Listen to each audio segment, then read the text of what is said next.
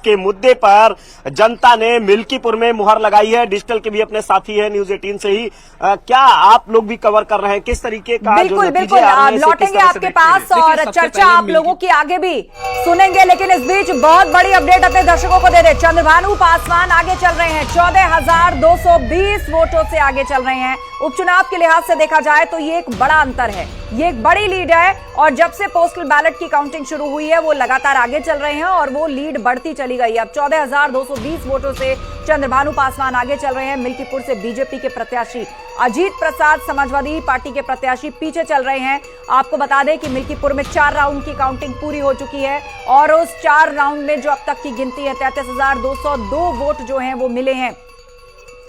BJP 21,600 vote लेकर जा चुकी है और समाजवादी पार्टी 9,965 वोट अभी तक मिले हैं 4 राउंड के बाद और 14,220 की लीड से आगे चल रहे हैं। हमारे सहयोगी संकेत मिल्कीपुर में, केबी शुक्ला वहां पर है, निमिष गोस्वामी वहां पर हैं।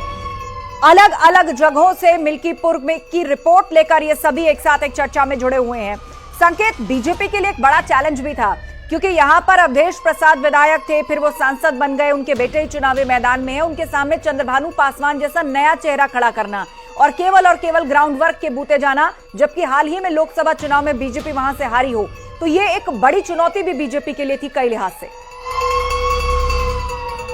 बिल्कुल जाहिर सी बात है, भारतीय जनता पार्टी का जो नेतृत्व है वो इस बात को भली भांति समझ रहा था और जो पूरा ये चुनाव हुआ है, चाहे वो अयोध्या लोकसभा से लेकर अभी मिल्कीपुर का उपचुनाव, यहाँ पर जो सियासी मैसेज देने का खेल है, असली लड़ाई वही है। दरअसल अयोध्या में जिस तरीके से समाजवादी पार्टी के सांसद बने अवधेश प्रसाद, भारतीय जनता पार्टी को अयोध्या सीट से हार मिली, लेकिन भारतीय जनता पार्टी ने उस हार का बदला लेने के लिए मिल्कीपुर उपचुनाव की जो सीट है उसमें अवधेश प्रसाद के ही बेटे अजीत प्रसाद चुनावी मैदान में सपा से हैं।